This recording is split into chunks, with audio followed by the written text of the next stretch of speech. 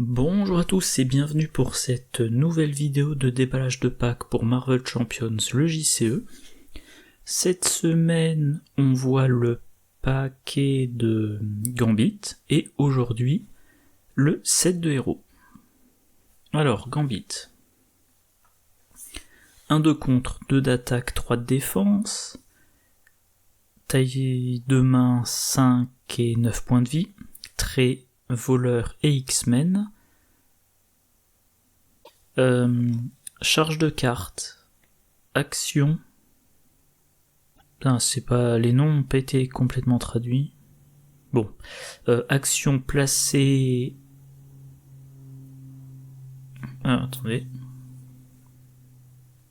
Voilà, je passe à ce site, j'avais pas remarqué que c'était pas traduit sur Marvel CDB. Donc, Gambit. Charger une carte action, place un jeton charge sur cette carte, limite d'une fois par round. Lancer une carte, interruption. Quand vous jouez un événement attaque, retirez jusqu'à 3 jetons charge de Gambit. Cet événement inflige plus 1 dégât pour chaque jeton retiré. L'alter ego, Rémi Lebeau. 3 de récupération, taille de main 6, 9 points de vie. Voleur hors pair, action contre. Inclinez Rémi Lebeau et regardez les 2 cartes du dessus d'écran contre. Défausser une de ces cartes, retirer d'une manigance un nombre de menaces égal au nombre d'icônes de boost sur la carte défaussée. Alors, j'ai oublié de revoir l'ordre des cartes. Donc déjà, oui, veste blindée. Il a 3 de défense imprimés. Donc avec la veste blindée, il monte à 4.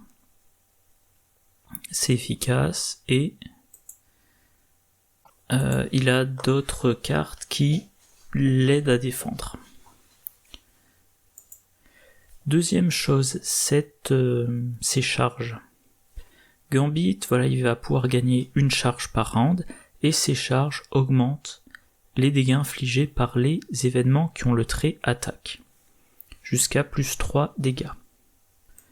3 dégâts, c'est un Maker qui coûte 2. À noter, et au passage, tiens, c'était clarifié. Il y a une nouvelle version des règles qui est sortie. J'ai fait un sujet sur le forum avec quelques récapitulatifs, quelques remarques. Voilà, si j'oublie pas, je mettrai le lien. Toujours est-il, son effet de boost des dégâts des attaques, c'était clarifié dans la version 1.5 des règles.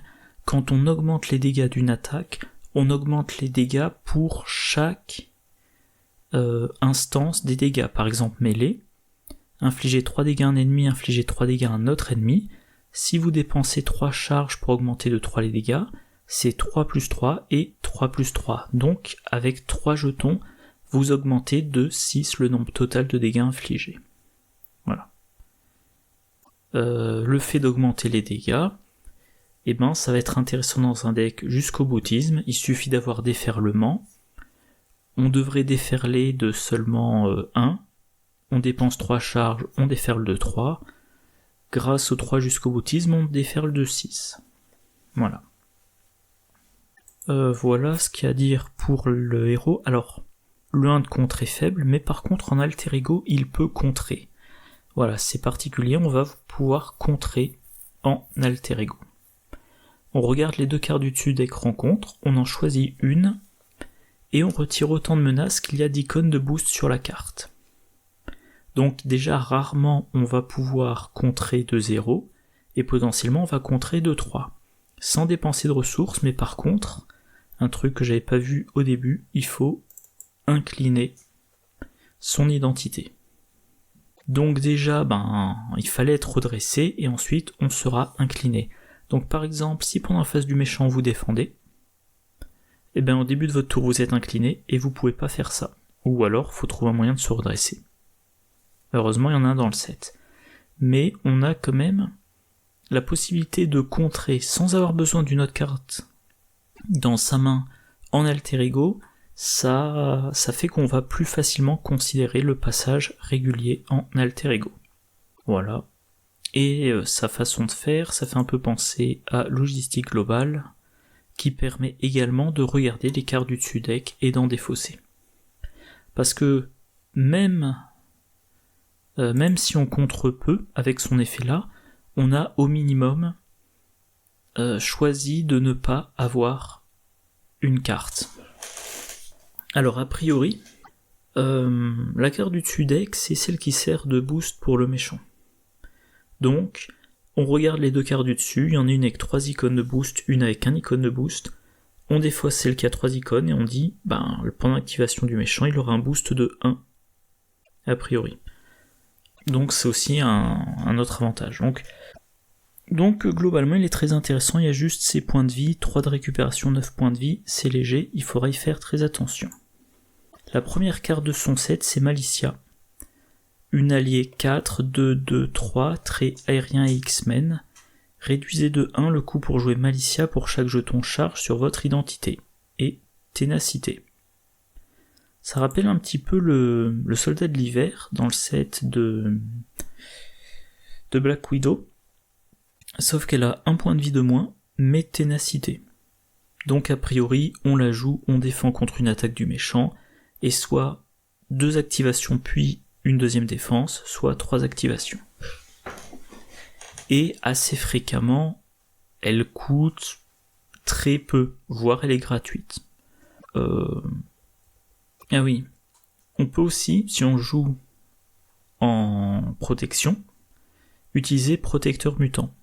L'ennemi attaque, on la met en jeu depuis sa main, on l'incline, on la déclare comme défenseur.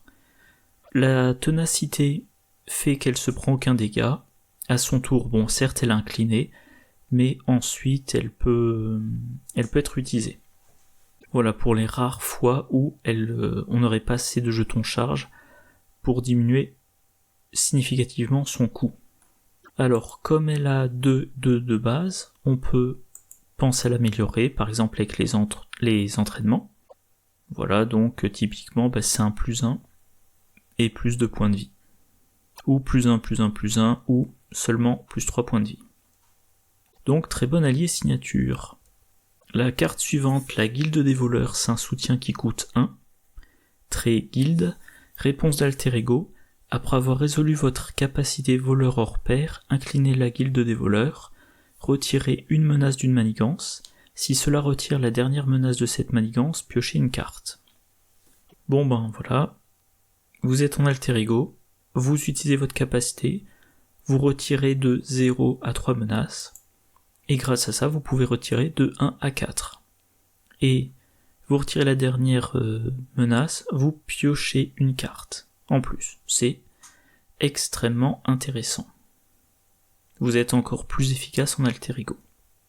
Oui, si vous jouez en justice et que vous avez enquêteur chevronné en jeu, alors là ça marche que pour les manigances annexes, mais voilà, vous retirez la dernière menace d'une manigance annexe, vous piochez une autre carte.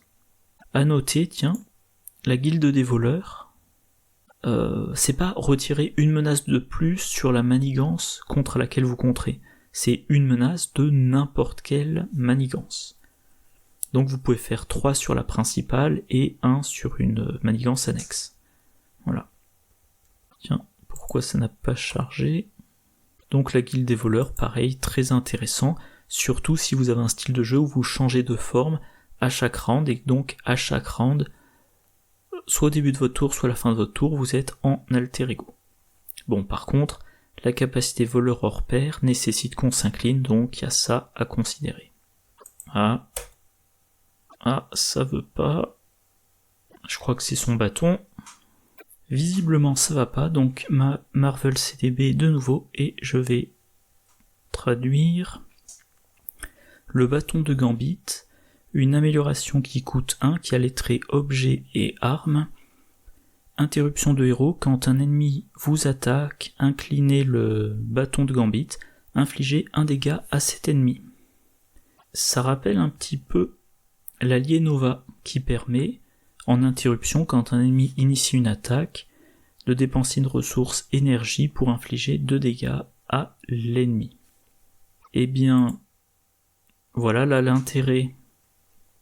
Alors, un seul dégât, a priori on ne veut pas tuer l'ennemi, mais un dégât ça suffit pour faire sauter son état tenace. Si on joue en protection, à côté de ça on a probablement un pas vide qui fournit riposte 1.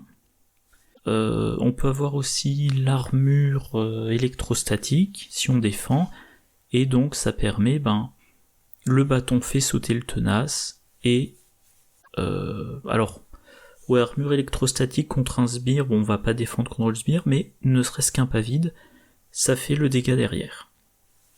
Je prends comme d'habitude l'exemple du garde blindé, le bâton fait sauter son tenace, un pas vide lui fait un dégât, Gambit se prend un dégât, et phase du méchant suivante, le garde blindé initie son attaque, le bâton lui fait un dégât, un pas vide lui fait un dégât et il est vaincu. Bon, Gambit se sera pris au final, au total 2 dégâts, mais le garde blindé aura été vaincu sans dépenser d'attaque, de charge, etc. Comme la carte a le trait arme, ça peut interagir dans un deck agressivité avec les cartes qui jouent avec les armes. Par exemple, fusillade, un événement attaque qui coûte 2, action de héros attaque, incliner une amélioration arme que vous contrôlez, infliger 5 dégâts à un ennemi. Grâce à la capacité de Gambit, on dépense 3 charges et on inflige un total de 8. Et ça peut être intéressant parce que si on est dans une logique de changer de forme à chaque round, ça veut dire qu'un round sur 2 pendant la phase du méchant, on est en alter ego, donc que les ennemis ils manigancent, ils n'attaquent pas, et donc on n'utilise pas le bâton. Donc à son tour, le bâton est redressé, là on utilise fusillade, on l'incline, on fait donc 5 à 8 dégâts. Fin de la phase des joueurs, on redresse tout. Phase du méchant, on se fait attaquer, on utilise le bâton pour infliger des dégâts en interruption. Et à son tour, là par contre, le bâton est incliné et on ne peut pas jouer fusillade. Donc, un round sur 2, on va pouvoir jouer fusillade pour potentiellement 8 dégâts. Et là non plus, ça veut pas charger, mais disons que c'est assez pénible ça. Voilà, donc je veux pas donner l'impression que je m'acharne contre ce site, c'est bien qu'il existe, mais il n'empêche qu'il a de gros problèmes certains jours pour charger les pages. Ah, je crois que j'ai retrouvé. Bon, c'est la carte dont je voulais parler, c'est technique éprouvée. Donc voilà, si on peut avec une ressource mentale fusillade, on fait 5 dégâts plus les 2 du coup, donc 7 plus potentiellement les 3 des charges, donc jusqu'à 10 dégâts. Ok. Bon, on continue en espérant que les cartes suivantes se chargeront. Donc la carte suivante, c'est l'armure de la guilde de Gambit. Une amélioration qui coûte 1, trait, armure et objet. Réponse de héros, après que Gambit a défendu contre une attaque sans subir de dégâts, incliner l'armure de guilde de Gambit, redresser Gambit. Alors, donc, on défend, on se prend pas de dégâts, on se redresse. Et ça peut être très intéressant si on veut jouer un deck défense parfaite et cumuler tous les effets liés au fait de ne pas se prendre de dégâts ou de garder un certain nombre de points de vie. Par exemple, imperturbable, vous prenez pas de dégâts, vous piochez une carte. Je n'ai pas nommé les autres, et jusqu'à présent, à moins que j'ai raté un truc, jusqu'à présent, en protection, la solution de redressement accessible à tout le monde, c'était inébranlable. Une amélioration qui coûte 1, réponse, après que votre héros a défendu, défaussé inébranlable, redressez votre héros. Donc inébranlable n'a pas de condition, mais c'est une amélioration qu'il faut défausser. Moi, j'évite les améliorations qu'on doit défausser pour activer leur effet, à moins que l'effet soit vraiment très efficace. Donc on a un deck Gambit, protection. Gambit a 3 défenses de base. Avec veste blindée, il passe à 4. On l'incline pour défendre, et on sait que si on se prend pas de dégâts, il sera redressé, et qu'à son tour on pourra passer en alter ego, s'incliner pour contrer. Par exemple. Donc on est quand même bien incité à mettre des choses comme la barrière énergétique, qui permettent de prévenir des dégâts, ou le générateur de champ de force, qui prévient automatiquement les dégâts. Voilà. Donc encore une très bonne carte, surtout dans un deck protection défense parfaite, mais même avec 3 de défense de base, ça incite à défendre de temps en temps.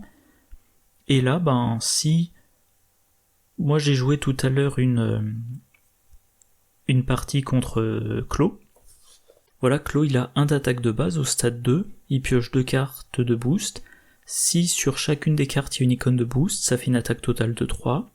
Défense de Gambit 3, il se prend pas de dégâts, il est redressé. C'est toujours ça de prix. Voilà. Pas grand chose de plus à dire. Carte suivante. Ah oui. C'est vrai, autre problème du site. Enfin défaut du site, c'est qu'il n'indique pas le nombre d'exemplaires de chaque carte. Donc carte chargée, il y en a 3 exemplaires.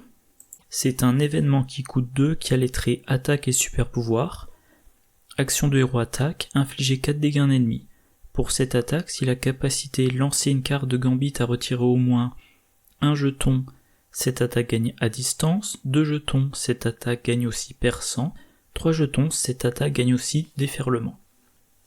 Donc le trait attaque, on peut payer une ressource avec prouesse martiale, le trait super pouvoir, on peut payer une ressource avec intense concentration, c'est un événement du set de héros, donc on peut payer une ressource avec Genix, voilà. De base, c'est on P2 pour infliger 4 dégâts.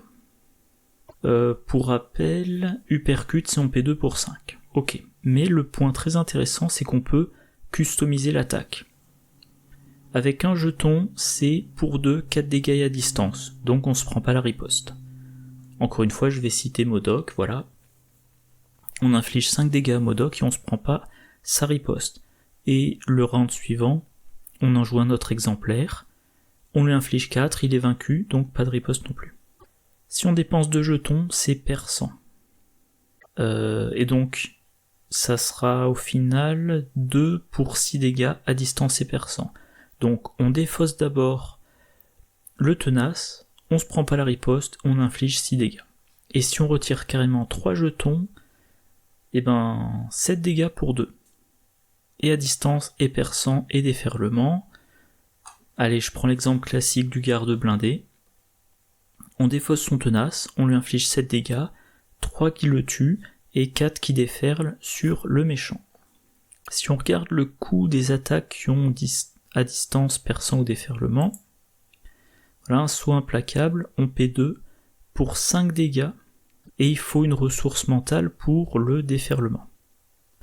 Sauf que cette carte-là ne peut être jouée que pour attaquer un sbire, s'il n'y a pas de sbire, elle n'est pas jouable, et il faut avoir la bonne ressource. Là, c'est du 2 pour 7, pas de condition de ressource, on rajoute à distance et perçant, et le fait qu'il y ait 2 mots-clés fait qu'on peut utiliser 2 cartes pour en payer le coût. Prouesse martiale et intense concentration. Coup perçant, là c'est en P2 pour 3 dégâts, avec perçant. Donc avec carte chargée, si on veut juste perçant, c'est 2 pour 6 dégâts, et au passage on a également à distance. Voilà. Et comme l'attaque peut acquérir déferlement, encore une fois, jusqu'au boutisme. Donc si vous payez 2 pour faire les 7 dégâts, qu'il y a un seul dégât qui est en excès, eh bien vous pouvez monter jusqu'à 4 et donc faire un total de 10 dégâts pour un coût de 2. Ah, super. Je pense que j'ai essayé d'ouvrir trop d'onglets sur le site et ça... du coup, la carte suivante, c'est la Flush Royale, je crois que c'est, qui est présente en 2 exemplaires. Donc un événement qui coûte 3, qui a les traits attaque et super pouvoir, action de héros attaque, Placez une charge sur Gambit, infligez 0 dégâts à un ennemi, infligez 0 dégâts à un ennemi, infligez 0 dégâts à un ennemi. Alors, ça fait un peu penser à mêlée. Mêlée, c'est pour 3 dégâts à un ennemi, 3 dégâts à un autre ennemi. Là, pour 3 dégâts, je peux faire 3 cibles. J'ai une charge, et donc je vais être incité à dépenser la charge que je viens de gagner. Les deux autres charges que j'avais déjà, pour faire 3 dégâts, 3 dégâts et 3 dégâts. Donc, pour le coup d'une mêlée, le coup en ressources, je fais une fois et demi une mêlée. Sauf que, là il n'y a pas marqué un autre ennemi, ça peut être le même ennemi. Donc, mettons qu'il n'y a aucun sbire en jeu, vous dites, je fais 3 dégâts au méchant, puis encore 3, je lui ai fait 9 dégâts. Autre avantage, vous pouvez utiliser la première source de dégâts pour faire sauter le tenace. Donc, allez tiens, je reprends l'exemple du garde blindé. Vous n'avez rien pour faire sauter son tenace autrement. 3 dégâts, son tenace saute, 3 dégâts, il est vaincu. Et comme maintenant, il n'y a plus de sbires avec garde, vous pouvez faire les 3 dégâts, je pense. Oui, c'est ça, je crois qu'on m'avait expliqué, comme il y a un point, on résout séparément les effets. Donc quand on résout la dernière phrase, on choisit à qui on veut faire les dégâts, il n'y a pas de garde, donc on peut choisir le méchant. Ah oui, je crois que j'ai cité cet exemple dans d'autres vidéos. Si on joue contre Ultron, en une attaque, on peut tuer 3 drones. Si c'est les drones de base, on va utiliser la charge que nous fournit l'événement, et on garde son stock de charge. S'il y a, je sais plus comment ça s'appelle, drone amélioré, on va avoir besoin de 2 charges. Voilà. Alors la carte suivante, en 2 exemplaires, c'est agilité naturelle. Un événement gratuit, trait défense et super pouvoir. Interruption de héros, défense. Quand vous défendez contre une attaque, placez une charge sur Gambit. Pour chaque charge sur Gambit, vous gagnez plus 1 de défense pour cette attaque. Et les cartes défense qui fournissent le meilleur bonus en défense, la carte, c'est défense experte. C'est gratuit, ça vous fournit un plus 3. Là, ça vous fournit une charge, et ça vous fournit un plus X en défense, où X est égal au nombre de charges que vous avez maintenant. Donc, si vous aviez 2 charges, grâce à agilité naturelle, vous avez l'effet de défense experte. Si vous aviez 5 charges, ça vous donne un plus 6, vu que ça vous donne déjà une 6e charge, et ça fait que vous montez à plus 6, 9 en défense. Si vous avez la veste blindée, vous montez à 10 en défense. C'est extrêmement efficace, voilà. Et on rappelle que l'armure vous permet de vous redresser si vous défendez sans vous prendre de dégâts. Et si vous montez à 10 de défense, il y a peu de risque que vous preniez des dégâts lors de votre défense. Voilà donc une carte extrêmement efficace pour défendre dans un deck défense parfaite, et le genre de carte qui donne envie de jouer à l'école des mutants. Donc à l'école des mutants, c'est gratuit, ça se joue uniquement quand on a le trait mutant. C'est une action d'alter ego qui permet de choisir dans la pile de défausse jusqu'à 2 cartes spécifiques à l'identité et de les mélanger dans le deck. Si il y a le manoir X en jeu, on pioche une carte. Donc vous êtes sous vos formes de héros, le méchant vous attaque, si vous avez une copie d'agilité naturelle en main, vous défendez, a priori vous prenez pas de dégâts, vous êtes redressé, à votre tour vous passez en alter ego, vous vous inclinez pour contrer, puis vous jouez à l'école des mutants, vous mélangez tous les exemplaires d'agilité naturelle de votre défausse dans votre deck. Si vous jouez à l'école des mutants, vous jouez le manoir X, vous piochez une carte, y a le machin de la guilde là, la guilde des voleurs. Si votre capacité de contre d'alter ego a retiré la dernière menace d'une manigance, vous avez pioché une carte. Voilà, donc vous faites tourner votre deck, je suis en train de réfléchir, est-ce qu'il y a d'autres effets de pioche? Quand vous repasserez en héros, Moira MacTaggert vous permettra de piocher une carte. Voilà. Il y a le Cérébro qui peut vous permettre de tutorer les alliés, donc de diminuer la taille de votre pioche. Que je la retrouve. Si vous êtes dans un deck défense parfaite, vous pouvez jouer imperturbable. Vous n'êtes pas pris de dégâts, vous inclinez imperturbable, vous piochez une carte. Donc voilà, vous faites tourner assez vite votre deck. Voilà. La carte suivante présente en 2 exemplaires. Charmeur créole. Un événement qui coûte 2, qui a le trait contre. Action d'alter ego contre, retirer 3 menaces d'une manigance. Si cela retire la dernière menace de cette manigance, désorienter le méchant. 2 pour 3, c'est 1 pour la justice. Et en plus on désoriente, les cartes qui désorientent, il y a réfléchi vite si on a le trait gardien qui est très efficace, mais sinon, coup étourdissant ça coûte 3. Le fusil sonique ça coûte 3, donc normalement désorienter c'est cher. Là pour 2, vous avez 2 effets qui chacun devrait vous coûter au moins 2. Donc c'est extrêmement efficace, et encore une carte qui vous aide à aller en alter ego et sans prendre trop de risques de perdre. Voilà. D'ailleurs, tant que j'y pense, je sais plus si j'avais prévu d'en parler, mais j'ai fait un deck Gambit Justice conçu pour jouer uniquement en alter ego sans passer en héros. Bon, j'ai joué contre Thanos en solo expert. Bon, j'ai pas réussi. Du coup, j'ai filmé la partie, mais je la diffuserai pas, je pense, parce que j'ai diffusé assez de défaites récemment. Mais c'est vrai que, alors jouer uniquement en alter ego, Gambit a quand même plein de choses intéressantes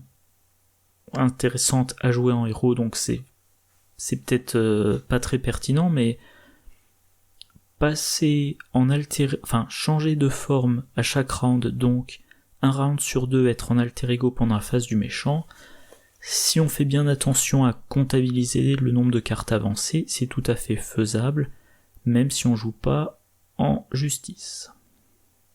Voilà. Alors, pareil, la carte suivante n'a pas chargé, heureusement c'est la dernière. Accélération moléculaire présente en 2 exemplaires. Une ressource qui a les ressources imprimées physique et énergie. Interruption de héros, quand vous dépensez cette carte, placez un marqueur charge sur Gambit. Alors les ressources, il y en a quelques-unes. Les cartes qui exigent une certaine ressource, il y en a quelques-unes. On peut citer Assaut implacable. La ressource physique permet d'avoir le déferlement. Et ensuite, on augmente les dégâts qui déferlent avec jusqu'au boutisme. On peut mentionner ce qui ne me tue pas. Il faut une ressource physique, on paye 2, on soigne de 2 et on se redresse.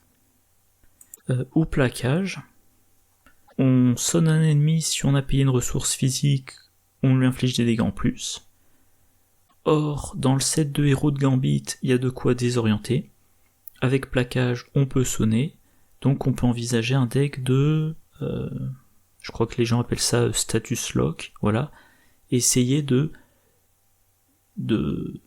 quand on est en alter ego, le méchant est désorienté, quand on est en héros, il est sonné.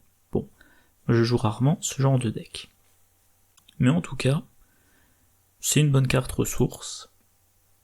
Pour rappel, vous avez le droit à un jeton charge à chacun de vos tours. Ça vous donne un jeton charge, il y en a 2 copies. Il y a... Alors, il faut que je reprenne la liste. Flush Royal, ça vous donne une charge et vous en avez 2 copies. Agilité naturelle, ça vous donne une charge, vous en avez 2 copies. Accélération moléculaire, ça vous donne une charge, vous en avez 2 copies. Donc vous avez 6 cartes sur 40 qui vous donnent une charge. Ça fait... une fois que vous avez placé vos améliorations, ça fait, je sais pas, 1/5. Un cinquième, ouais, disons que, à la louche, j'ai pas fait les comptes, mais à la louche, ça veut dire que à chaque round, vous avez 2 charges. Voilà. Bon, j'ai fait le tour de son set de héros. J'avais pas prévu de parler de cartes intéressantes pour lui. Bon, je vais improviser. Première chose, intense...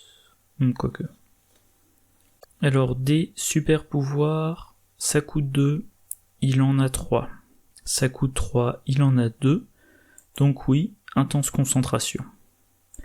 Il a tout ça comme événement.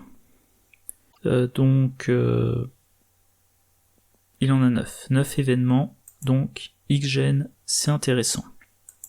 Il incite à passer en alter ego.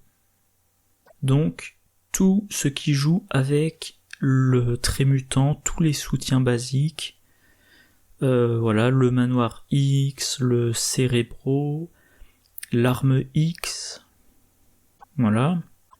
Autre chose, de façon générale, tout ce qui nécessite d'être en alter ego, on aura on l'utilisera fréquemment avec lui. Évidemment, on prend le professeur X. Qu'est-ce qu'il y a d'autre à dire? Il y a une carte Breaking and Entering à jouer uniquement si votre identité a le trait espion ou voleur. Retirer 3 menaces d'une manigance.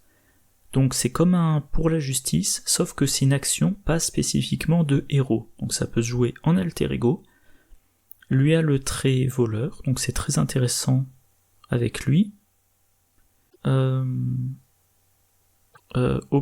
Alors operative skills, compétences d'opération, je sais plus qu'on s'appelle. Quand vous contrez, vous retirez un marqueur, vous contrez d'un de plus. Il n'y a pas spécifié héros. Pardon. Il n'y a pas spécifié que c'est une interruption de héros, donc ça peut jouer en alter ego.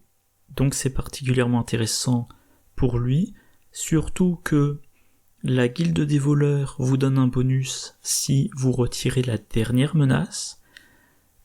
Charmeur créole vous donne un bonus si vous retirez la dernière menace.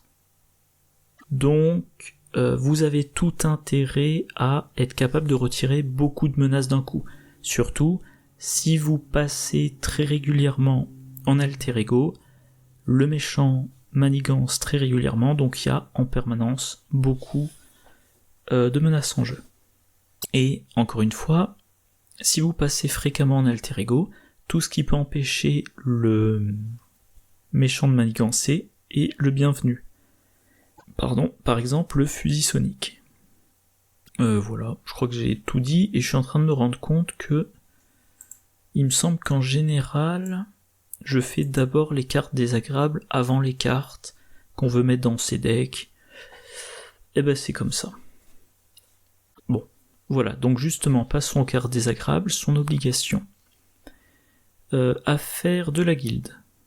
Donnez cette carte au joueur de Rémi Lebeau. Action d'alter ego. Incliner Rémi Lebeau et dépenser une ressource énergie. Retirer les affaires de la guilde de la partie. Et, ah oui, on le voit pas là, mais il y a un icône. Bon. Je vais aller sur Hall of Heroes. Ça sera aussi en anglais, mais au moins j'aurai les scans. Voilà. Donc il y a un icône d'aléa. J'ai revu les règles, donc ça s'appelle icône d'aléa. Donc, le problème, c'est que vous piochez une carte rencontre supplémentaire à chaque round. Très pénible, surtout en solo. Mais tout ce que vous avez à faire, c'est aller en alter ego. Alors là, par contre, il faut y aller. On vous donne pas l'opportunité d'y aller. Il faut vous incliner. Il faut dépenser une ressource énergie. La ressource énergie, vous utilisez le X-Jet pour ça. ou votre carte ressource propre à votre identité. Vous inclinez, il faut que vous soyez déjà redressé. Donc si vous êtes incliné pour défendre et que vous n'avez pas été redressé, vous pouvez pas le faire. Et si vous inclinez pour ça, vous pouvez pas vous incliner pour contrer. Donc là, on peut se retrouver embêté à se dire mince, je peux pas la retirer tout de suite, faut que j'attende un round, voire 2 rounds. Et pendant ce temps-là, on rajoute les cartes rencontres. Voilà. Par contre, si vous avez des alliés, si vous avez du tempo, vous, à votre tour, vous dites, je passe en alter ego, la ressource, j'incline mon héros, c'est défaussé, j'utilise mes alliés ou mes événements, tout ce que je peux, je retire toute la menace possible, face du méchant, c'est bon, j'ai pas perdu à la menace, voilà. Voilà, c'est réglé. Le sbire Némésis, Belladonna, 2 de manigance, 3 d'attaque, 5 points de vie, trait, assassin et élite, coup rapide, ténacité, réponse forcée après que Belladonna attaque et vainc un personnage, placez 2 menaces sur la manigance principale. Première chose, elle a coup rapide, donc on pioche l'ombre du passé, elle arrive en jeu, paf, elle attaque, elle fait 3 dégâts. C'est violent coup rapide. En plus, si elle vainc un caractère, alors que ça soit sur son coup rapide ou plus tard, 2 menaces sur la manigance principale. Ça peut faire perdre. Si vous reste plus que 2 points de vie, que vous pouvez pas défendre, pour une raison ou pour une autre, son coup rapide, ça vous oblige à défendre avec un allié, qui potentiellement est vaincu, 2 menaces sur manigance principale, très gênant.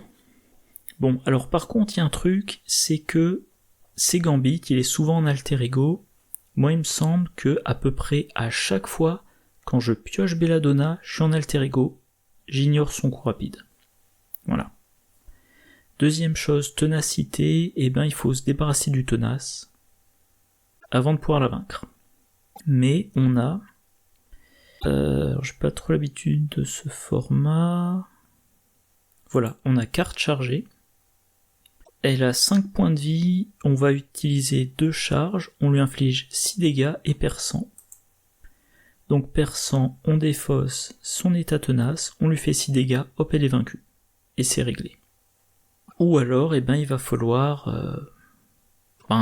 utiliser ses alliés, il va falloir utiliser ses autres événements d'attaque, un allié pour faire sauter le tenace et les événements d'attaque, ou alors... Tiens, maintenant que j'y pense, c'est Flush Royal. On joue Flush Royal, on gagne une charge, on dépense un total de 3 charges. 3 dégâts, ça fait sauter son tenace. 3 dégâts, il lui reste plus que 2 points de vie. 3 dégâts, elle est vaincue. Voilà. Par contre, autre problème, elle a 2 de manigance. Malgré tous les bons effets de contre de Gambit, qu'est-ce que j'allais dire ? Malgré tous les bons effets, rajouter plus de manigance en jeu, en plus de tout le reste, ça fait beaucoup. Donc il faut quand même essayer d'éliminer Belladonna assez vite. La manigance annexe. La guilde des assassins, 4 menaces, un icône d'accélération, réponse forcée, après qu'un sbire assassin a attaqué et vaincu un personnage, placez 2 menaces ici. Donc, cette carte-là crée une accélération, donc la menace arrive plus vite, c'est embêtant. 4 de menaces dessus, ça veut dire que Charmeur Créole de base ne suffit pas, il va falloir le cumuler avec autre chose. Pareil, la capacité d'alter ego, voilà, de Rémi Lebeau, pour réussir à tout retirer d'un coup, il faut trouver une carte avec 3 icônes de boost et avoir la guilde des voleurs en jeu. Donc ça risque de rester... il est possible qu'on mette plus d'un tour avant de s'en débarrasser, donc que le jeton d'accélération met en plus une menace sur la manigance principale, et tant que c'est en jeu, les assassins, enfin les attaques des assassins, on veut pas les défendre avec des alliés, parce que sinon, si on perd son allié, on remet de la menace dessus. Donc Belladonna plus la guilde des assassins en même temps à cause de l'ombre du passé, c'est quand même rude. On veut vaincre Belladonna rapidement pour pas qu'elle mette trop de menaces sur la principale, mais pendant ce temps-là, la guilde des assassins met de la menace sur la principale. Si on défend Belladonna avec des sbires, l'effet de Belladonna met de la menace sur la principale, l'effet de la guilde des assassins se met de la menace dessus, voilà.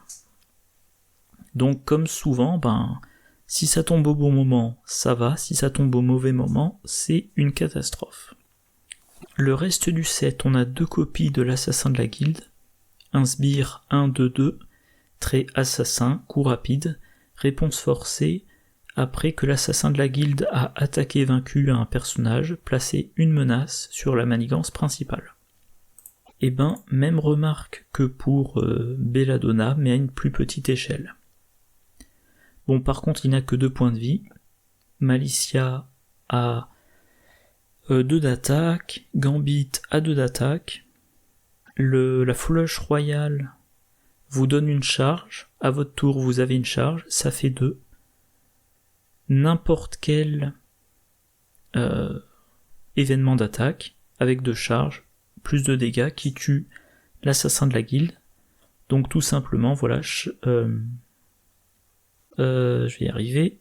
Flèche royale, vous gagnez une charge, vous en dépensez une que vous aviez déjà, vous tuez l'assassin de la guilde, 2 dégâts sur une cible, 2 dégâts sur une cible.